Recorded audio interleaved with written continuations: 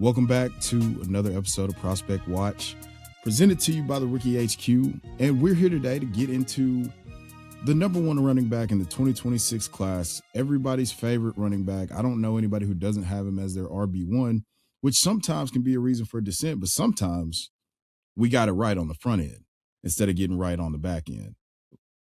Anyway, so we're here today to talk about Jeremiyah Love, running back from Notre Dame, former four-star recruit, Under Armour All-American, coming out of high school, back-to-back state championships, and we know his previous accomplishments from Notre Dame. If you don't, we'll throw them on the screen real quick for you.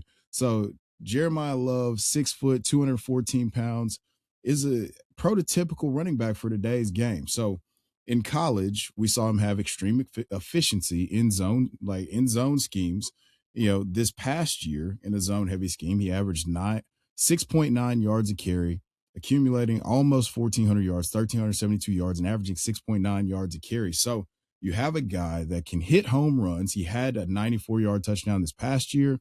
He had a 98-yard touchdown in the college football playoff, where he basically powered Notre Dame to a national championship appearance before, losing to the best team that NIL money could buy in Ohio State. So you've got a guy who's done it in the most high leverage moments.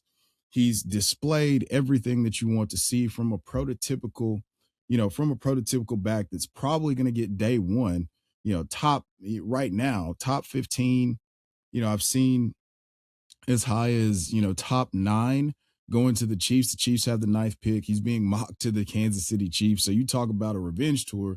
Adding a guy like Jeremiyah Love with the pass catching ability, with the home run hitting ability, adds an element to the offense, to an offense that we've known to be, the Legion of Zoom, the greatest show on turf 2.0. So him being mocked there would immediately put him to be, I don't know. I mean, I'd probably put him ahead of Ashton Genty at that point. But all of that to say, this is because we're talking about a special player. So Jeremiyah Love's strengths are extreme contact balance. He has the ability to lower his center of gravity when upon contact, shrugging off initial contact and then being able to fight for extra yardage. I mean, and he's got the hands. He caught 28 passes this past year. He had caught 27 the year before. So over 50 receptions. That 20 reception marker is something that we want to see in order to kind of project pass catching at the next level. And so Jeremiyah Love has all those things, and, he's got the production profile that you want, but it's not too much production. We're not talking about a guy who has a ton of wear and tear and, on his tire treads, I guess would be what I'm trying to say. But nonetheless, it's one of those things where it's almost too obvious. So let's lay out the case as to why it's so obvious. One, he finished third in the Heisman voting. You can't really argue. He set the record for rushing touchdowns in the season, he set the record for touchdowns in the season in Notre Dame history with 21, and he tied the record for rushing touchdowns in the season. And this is all sharing a backfield with a guy who's going to be a day 2 or an early day 3 draft pick in Jadarian Price, who's awesome in his own right. You kind of think back to the Bijan Robinson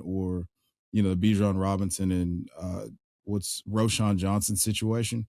But I mean, obviously Jadarian Price is a lot, more talented than Roschon Johnson. Or you could even go back as far as to say like Quinshon Judkins and Travion Henderson. I don't know that Jadarian Price fits into that mold of dynamic, but nevertheless, he's entering into the NFL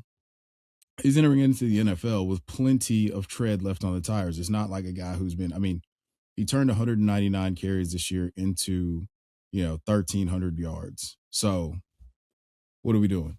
Like, we can't fade him. We can't find those warts in his game. Now, I will say this. I would love to see him have a little bit more refinement when it comes to pass protection and just kind of understanding, what that's going to take. I'll tell you what, I'll say that I would love to see more examples of that on tape. But the beautiful thing about today's NFL is that if you are the type of back that he is, we can overlook that. I mean, Saquon wasn't great in pass protection.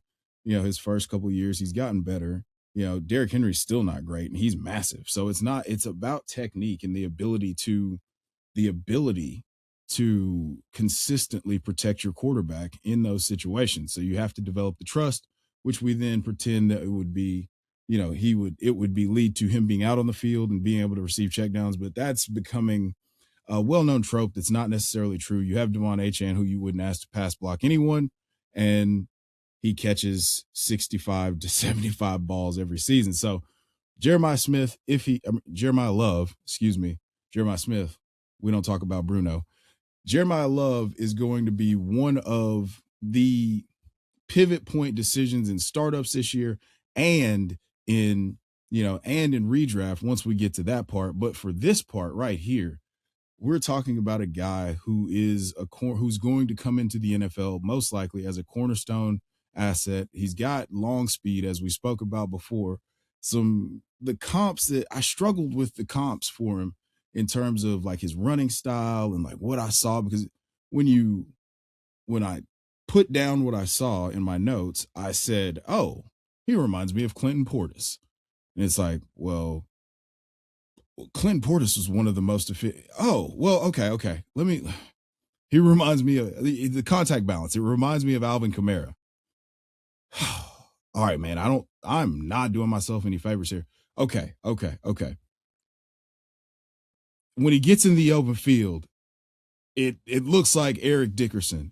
It's like, no, that's ridiculous because he's Eric Dickerson was like 6'3", and you got to have, but he's such a high cut player that when he gets in the open field, he's chewing up these angles, and you're taking a bad angle because you don't realize that he's a long strider, and that puts you in a really rough position to try to make a play.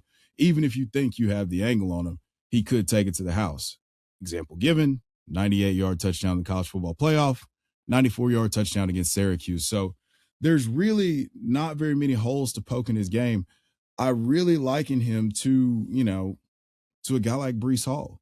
I mean, very similar styles. Breece Hall is a little bit more compact. I know he's 5'11", 217, but we just talked about how Jeremiah loves long strides. So I think, he's a little bit more high cut, meaning he's more legs than torso, and he has the sudden stop-start ability. He has the balance.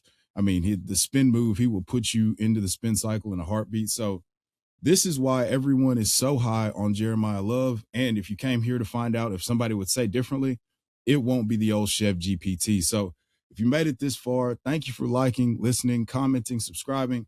Please hit the bell for notifications for our next videos. These will drop every week on Tuesdays at 8 a.m. And as I always leave you, there's ball watchers and ball knowers. I'll see y'all in the next episode.